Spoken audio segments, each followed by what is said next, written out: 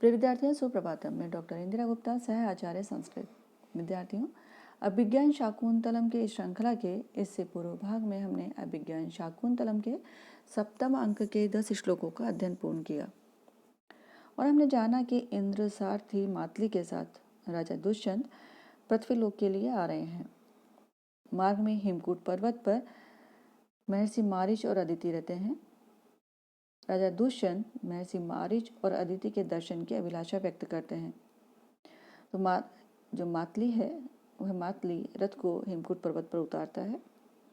रथ के उतरने और रथ का पृथ्वी से स्पर्श न होने पर राजा मातली से कहते हैं, उपोर शब्दाना रथांग निमय है प्रवर्तमानम न च दृश्यते रजः अभूतल स्पर्शतया निरुद्धतः तव अवतीर्णो अपि रथो न लक्ष्यते। कि अभूतल स्पर्शतया, पृथ्वी का स्पर्श न होने के कारण रथ के पहियों के प्रांत भागों से कोई शब्द नहीं हुआ है। अब प्रवर्तमानम न च दृश्यते रज, और धूल भी उड़ती हुई दिखाई नहीं पड़ी। साथ ही अनिरुद्धतः, लगाम के द्वारा रथ को न रोके जाने के कारण अवतीर्णो अपि रथो न लक्ष्यते, उतरा हुआ रथ भी उतरा हुआ सा प्रतीत नहीं होता। मातली कहता है, आपके और इंद्र के रथ में यही तो अंतर है। राजा कहते हैं, ठीक है, अब मारीच ऋषि का आश्रम दिखाओ, वो कहाँ है। राजा कहते हैं, राजा को मातली कहता है, वाल्मीका अर्ध निमग्न मूर्ति उरसा संदष्ट सर्पत्वचा कंठे जीर्ण लता प्रतान वलयन अत्यर्थ संपीड़ित है अंश व्यापी शकुंत नीड़ निचितम विभ्रत जटा मंडलम यत्र स्थाणोरिवचलो मुनि रसाव अर्क बिंबम स्थितः। मातली कहता है कि वाल्मीका अर्ध निमग्न मूर्ति,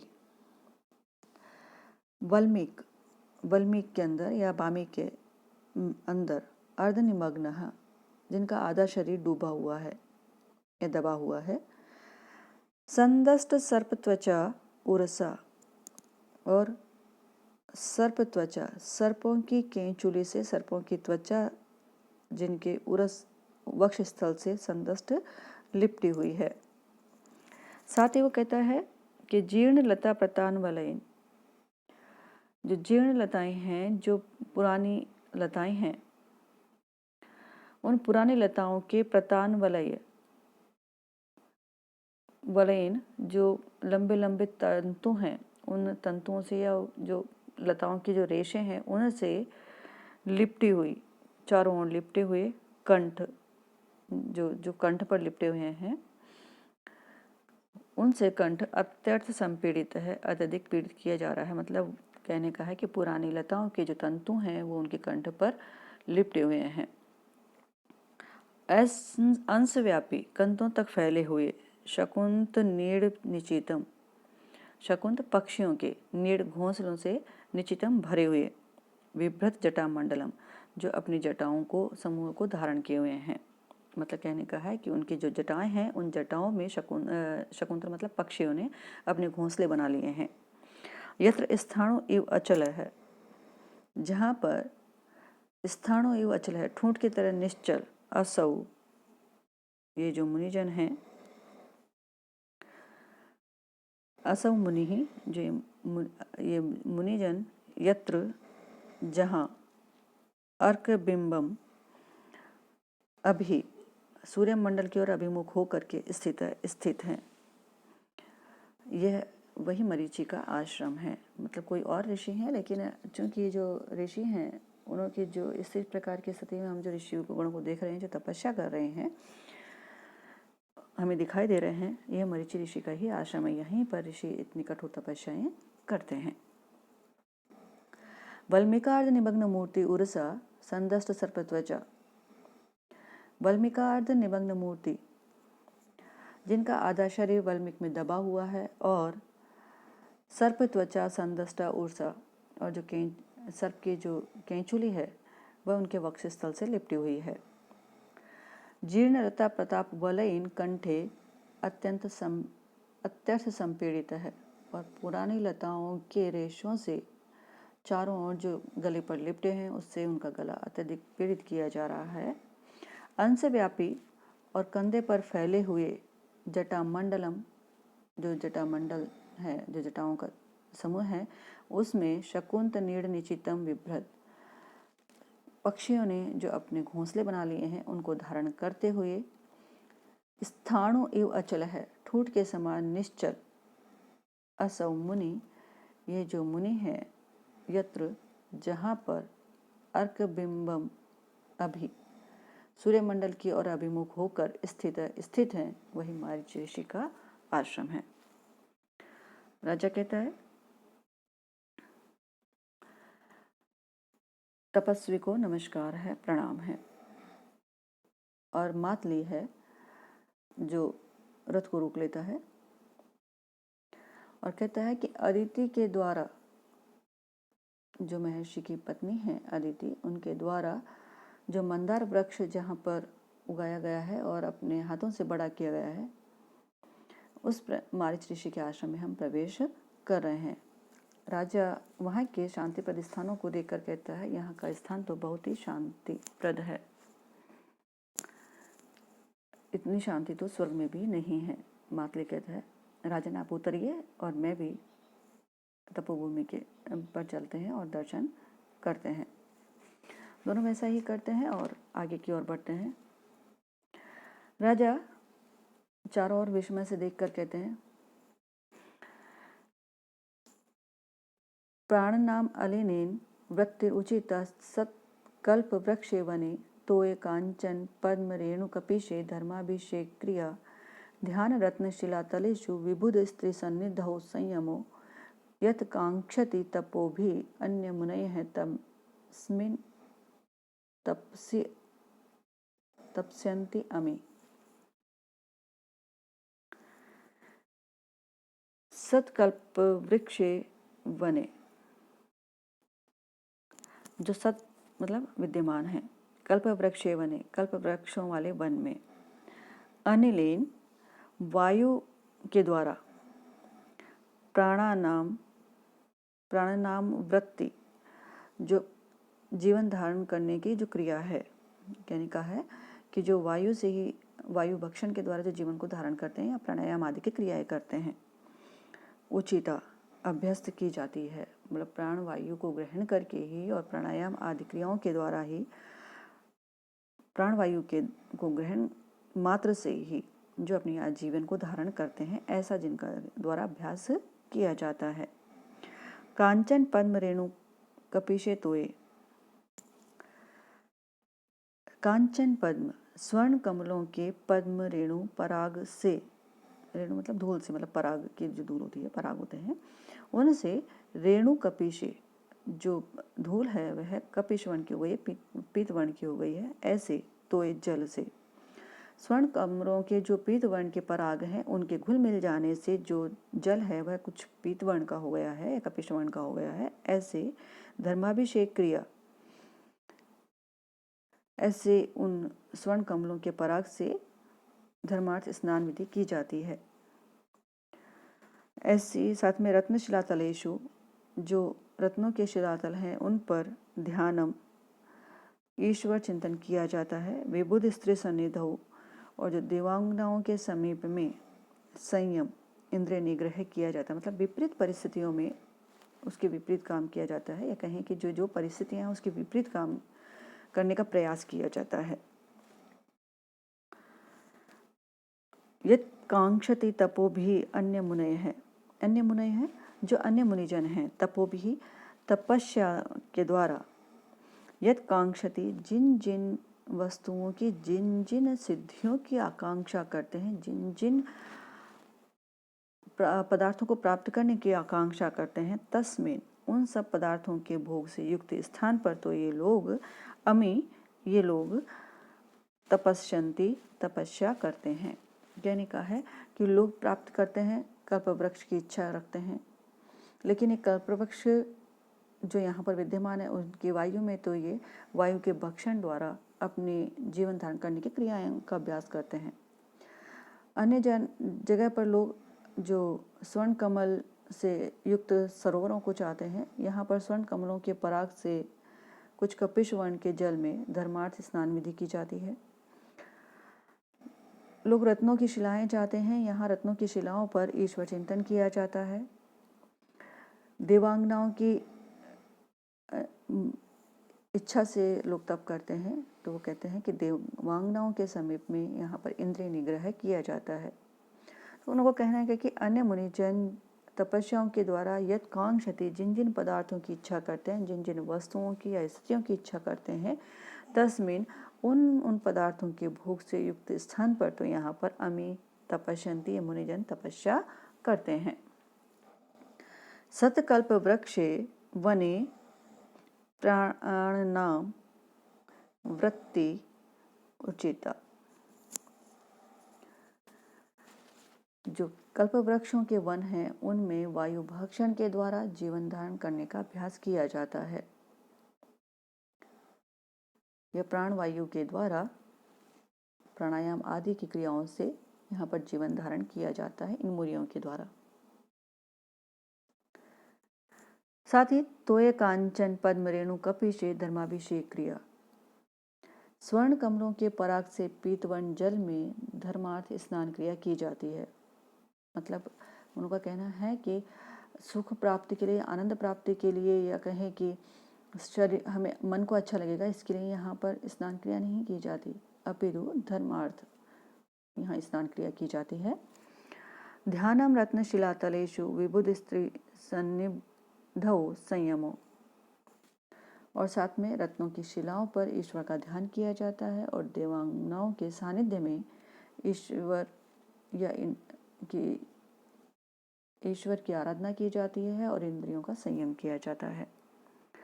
यत कांक्षति तपो भी अन्य मुनय है। अन्य मुनि लोग जो तपस्याओं के द्वारा जिन जिन पदार्थों की आकांक्षा करते हैं, इच्छा करते हैं, अमी ये मुनिजन तस्मिन उन पदार्थों के भोग से युक्त इस भोग भूमि में भी तपस्यन्ति तप करते हैं। कहने का है उनकी तपस्या की उग्रता को मातली राजा को दिखाते हैं। और साथ ही वो मातली कहते हैं कि इनकी जो तपस्या है बहुत ऊर्ध्वगामिनी होती हैं, उत्तरोत्तर बढ़ती हैं। ये संतुष्ट होकर नहीं बैठते हैं कहीं पर, उत्तरोत्तर पदार्थ और स्थान की प्राप्ति के लिए प्रयत्नशील रहते हैं। और फिर वो कहता है कि जो मारीच ऋषि हैं वो दाक्षायणी अदिति ने उनसे पातिव्रत धर्म के संबंध में कुछ पूछा है, तो वे महर्षि अपनी पत्नियों के साथ स्थित होकर के उनको इस प्रकार का उपदेश दे रहे हैं, पतिव्रत धर्म के संबंध में कुछ चर्चा कर रहे हैं। तो राजा कहता है कि उनके दर्शन के अवसर के लिए प्रतीक्षा करनी होगी। मातली कहता है ठीक है, मैं प्रतीक्षा करता हूँ, जैसे ही मारीच ऋषि के आगमन की सूचना प्राप्त होगी मैं आपको सूचित कर दूंगा। राजा कहता है ठीक है, तब तक मैं इस आश्रम को देख लेता हूँ। और फिर कुछ निमित्त को सूचित करके कहते हैं, कुछ उन्हें निमित्तम सूचयित्वा, निमित्त को सूचित करके। मनोरथाय नाश से किम बाहो स्पंद से वृथा पूर्वावधीरित श्रेयो दुखम ही परिवर्तते। कि मनोरथाय, मनोरथ के लिए कहते हैं कि जो शकुंतला प्राप्ति रूप मेरी जो एक इच्छा है, उस इच्छा को पूर्ति के लिए न आशा से, यहाँ पर कोई आशा नहीं करता। मतलब इस स्थान पर आकर के मुझे शकुंतला प्राप्त हो जाएगी ऐसे मुझे आशा नहीं है। हे बाहो, बाहो मतलब जो भुजा को पड़कने का वो संकेत करता हुआ कहता है कि वृथा स्पंद से किम, तुम व्यर्थ में क्यों स्पंदन कर रही हो, क्यों फड़क रही हो? क्योंकि पूर्व अवधिरितम श्रेय है, कि पहले जो श्रेय है, जो कल्याणकारक वस्तु प्राप्त हो जाती है उसका तिरस्कार कर दिया जाता है। अवधिरितम, पूर्व में जो कोई कल्याणकार वस्तु प्राप्त होती है और फिर उसका तिरस्कार कर दिया जाता है, दुख में ही परिवर्तित, वह दुख रूप में ही परिवर्तित होती है, अर्थात बड़ी कठिनाई से पुनः प्राप्त होती है, आसानी से वह प्राप्त नहीं होती। तो राजा कहता है कि जो शकुन शास्त्र में कहा जाता है कि पुरुष की यदि दाहिनी भुजा फड़कती है तो उसे मानव अभिलाषित पत्नी या प्रिय श्री की प्राप्ति होती है। तो कहता है कि जो मेरी दाहिनी भुजा है वो तुम क्यों फड़क रही हो, मतलब तुम मुझे ये संकेत क्यों प्राप्त हो रहा है कि मेरी जो मन की अभिलाषा है वो भी यहाँ पर पूर्ण होगी, मुझे अपनी प्रिय प्राप्त होगी। मनोरथाय न आशा से, इस ऐसे मनोरथ की प्राप्ति की मैं यहाँ पर आशा नहीं करता कि शकुंतला की मुझे प्राप्ति होगी। फिर वो कहता है कि यह भी ऐसा भी देखा गया है कि जो श्रेयस्कर वस्तु है पूर्व अवधीरितम, उसका प्राप्त होने पर पहले तिरस्कार कर दिया गया हो, दुखमी परिवर्तती, वह पुनः कठिनाई से ही लौटती है, कठिनाई से पुनः प्राप्त होती है। शकुंतला रूपी जो कल्याण था वो मेरे समीप में पूर्व में आया था, लेकिन मैंने उसका तिरस्कार कर दिया, तो मुझे इतनी आसानी से वह प्राप्त होगी ऐसा प्रतीत नहीं होता। और फिर नेपथ्य में आवाज आती है कि चंचलता मत करो, तुम तो अपने हठी स्वभाव पर आ गए हो। राजा कान लगा करके सुनता है और देखने का प्रयास करता है और देखता है कि अर्ध पीत स्तनम मातु आमर्द क्लिष्ट केसरम प्रकीर्णितम सिंह शिशु बलात्कारेण कर्षति। अर्ध पीत स्तनम मातु, जिसने अपनी माता का अभी आधा ही स्तन पिया है।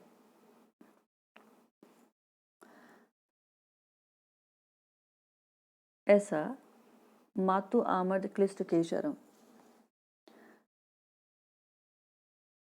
आमर्द क्लिष्ट केशरम, मसलने से जिसके कंधे के बाल इधर उधर हो गए हैं। सिंह शिशुम, ऐसे सिंह शिशु को, सिंह के बच्चे को, प्रकीर्णितुम, खेलने के लिए, बलात्कारेण कर्षति, बलपूर्वक, कर्षति, खींच रहा है। अर्थात तो एक बालक है जो कि अपने स्वभाव से उद्दंड है और वह अपने साथ खेलने के लिए एक सिंह के बच्चे को खींच रहा है, उसको जबरदस्ती अपनी ओर ले रहा है, अपने आगोश में ले रहा है, जो कि अपनी माँ के दूध को पी रहा है या स्तनपान कर रहा है। उसने अभी पूर्ण रूप से स्तनपान भी नहीं किया है कि उसको अपनी ओर खींचने की कोशिश कर रहा है। तो मातु अर्धपीतनम स्तनम, मातु अर्धपीत स्तनम, जिसने माता के आधे ही स्तन का दूध अभी पिया है। आमर्द क्लिष्ट केशरम, और खींचने के कारण जिसके जो बाल हैं, कंधों के बाल इधर उधर बिखर गए हैं रगड़ से। प्रकीर्णितुम सिंह शिशु, ऐसे सिंह के बच्चे को खेलने के लिए बलात्कारेण कर्षति, बलपूर्वक खींच रहा है, अपनी ओर ले रहा है। और इसी तरह से वहाँ मंच पर उसको वह दिखाई देता है, या ये कहें कि उसको, चूँकि ये नाटक है तो हम मंच की बात करेंगे, अन्यथा तो जो राजा है वो उस तपोवन में देखता है। दो तापसी हैं उसके साथ में, दो तापसियाँ, वो उसको खींचने को मना करती हैं सिंह को कि यह इसकी जो माँ है वो तुम पर आक्रमण कर देगी। तो बालक हंसता है कि मैं तो बहुत डर गया, और उसकी इस जो हंसी है उसको देख करके राजा उस पर मोहित होता है और कहता है, मह तेजसो बीजम बालो अयम प्रतिभाति में स्फुलिंगावस्थया वन्नी अपेक्षा एव स्थितः, कि महत तेजसो बीज है बालो अयम प्रतिभाति में, अयम बाल है, यह बालक, महत तेजसो बीज है, बीजम, बहुत बड़े प्रभाव का बीज रूप में प्रतिभाति, मुझे दिखाई दे रहा है। और साथ ही ऐसा भी दिखाई दे रहा है कि स्फुलिंग अवस्थया, कि जो यह है चिंगारी की अवस्था में, मतलब अपने बाल अवस्था में ही, एधा अपेक्षा वन्नी, ईंधन की जो अपेक्षा रखती है, ऐसी अग्नि की तरह में प्रतिभाति, मुझे प्रतीत हो रहा है। मतलब जो चिंगारी की अवस्था में है, मतलब अपने बाल अवस्था में अग्नि अपेक्षा, ईंधन अपेक्षा अग्नि इव स्थित है, जो ईंधन की अपेक्षा रखती है ऐसी अग्नि के समान यह मुझे प्रतीत हो रहा है। मतलब यह अभी बाल अवस्था में है, इतना पराक्रमी है, तो मुझे यह बाद में बहुत पराक्रमी होगा ऐसा मुझे प्रतीत होता है। यह वह अग्नि है जो कि संपूर्ण राष्ट्र पर अपना अधिकार करेगा, यह चक्रवर्ती सम्राट बनेगा, इस तरह का मुझे प्रतीति होती है, यह प्रतिभाषित हो रहा है। यह बालक अपने अंदर बहुत बड़े प्रभाव को के बीज को अपने अंदर व्याप्त किए हुए है, ऐसा मुझे प्रतीत होता है। जैसे जिस प्रकार से कि कोई अग्नि चिंगारी की अवस्था में स्थित हो, या कहें कि कोई अग्नि चिंगारी की अवस्था में स्थित हो और ईंधन की अपेक्षा रखती हो, जिससे कि वो बाद में अग्नि के रूप में प्रज्वलित हो सके। उसी प्रकार का यह बालक है जिसको अभी कुछ शिक्षा की दीक्षा की आवश्यकता है, तेज इसके अंदर है, और यह मुझे ऐसा अग्नि से युक्त चिंगारी के समान ये बालक प्रतीत होता है। ऐसा कहकर वह उसकी ओर आकर्षित होता है और उसकी जो अटखेलियां हैं उनको देखता है। राजा उसके हाथ को देख करके कहता है, जैसे बालक उन दोनों तपस्वियों से बात कर रहा है और उन तपस्वियों के द्वारा उसे जब खिलौने का प्रलोभन दिया जाता है, तो उस प्रलोभन हेतु या उस खिलौने को प्राप्त करने की अभिलाषा हेतु जब वह बालक अपना हाथ फैलाता है, तो राजा उस हाथ को देखकर कहता है, प्रलोभ्य वस्तु प्रणय प्रसारित विभाति जाल ग्रंथितांगुलिकरः अलक्ष्य पत्रांतर इद्धरागयः नवोषसा भिन्न भिन्नम एव एक पंकजम। वह कहता है प्रलोभ्य वस्तु प्रणय प्रसारित है। अब लोभनीय वस्तु, या कहें कि वो खिलौना प्राप्ति के लिए अपनी इच्छित वस्तु से के प्रति प्रणय प्रसारित है, प्रेम के कारण फैलाया गया। जाल ग्रंथिता अंगुलिकर है, जाल के समान एक दूसरे से मिली हुई अंगुलियों वाला जो इसका हाथ है, वह इद्धरा गया, जिसका राग, जिसकी लालिमा बढ़ी हुई है। नवोषसा नवीन नवीन उषा के समान विभ्रत भिन्न विकसित अलक्ष्य पत्रांतर, जिसके पत्तों का मध्य भाग स्पष्ट दृष्टिगत नहीं हो रहा है, ऐसे एक पंकजम, एक अद्वितीय कमल के समान विभाति सुशोभित हो रहा है। कहने का है कि जो तापसी के द्वारा खिलौने का जो लालच दिया गया है इस बालक को, और उस खिलौने की प्राप्ति के लिए जो हाथ फैलाता है, तो उस हाथ में चक्रवर्ती होने के लक्षण दिखाई दे रहे हैं, जिसके लिए वो राजा कहता है कि उषा काल की लालिमा से विकसित कमल कुछ कुछ अंधकारवश पूर्णतः लक्षित नहीं होता है।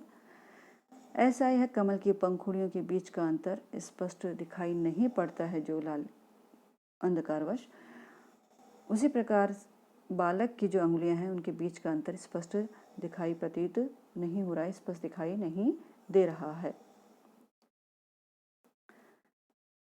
यहाँ हम देखें तो उषा काल में सूर्य के किरणों की आभा के बिखरते ही कमल विकसित होने की अंगड़ाई सी लेता है, पर सूर्य के उदित होने पर पूर्ण विकसित हो जाता है, और उस बालक का हस्तकमल भी विकसित था पर पूर्ण नहीं। अतः अंगुलियों के बीच में जो अवकाश नहीं था, कमल की तरह उसमें चिकनाई कह लें, ललाई कह लें या गुदगुदापन कह लें, सभी उसमें राजा देख करके कहता है कि इसका हाथ तो उस नव विकसित कमल के समान लग रहा है, जो पूर्ण तरह से तो नहीं खिला है लेकिन विकसित अवस्था में है, और ये सब चक्रवर्ती होने के लक्षण भी हैं। तो वह कहता है प्रलोभ्य वस्तु प्रणय प्रसारित, तो लोभनीय वस्तु खिलौने के प्रति प्रेम के कारण फैलाया गया, और विभाति जाल ग्रंथिता अंगुली कर है, जाल के समान मिली हुई अंगुलियों वाला इसका यह हाथ है, वह अलक्ष्य पत्रांतर इधर आ गया, बड़ी हुई लालिमा वाले नव उषा काल के द्वारा भिन्नम विकसित अलक्ष्य पत्रांतरम, जिनके पत्तों के बीच का भाग स्पष्ट दिखाई नहीं पड़ रहा है, ऐसे एक पंकजम, एक अद्वितीय कमल के समान सुशोभित हो रहा है। इस प्रकार से राजा उसके जो हाथ है, उस हाथ के जो लक्षण हैं, उन लक्षणों को देख करके उसके चक्रवर्तित्व होने का अनुमान लगाता है और उसकी प्रशंसा करता है, उसके प्रति आकर्षित होता है। आगे का हम पढ़ेंगे आगे के भाग में। धन्यवाद।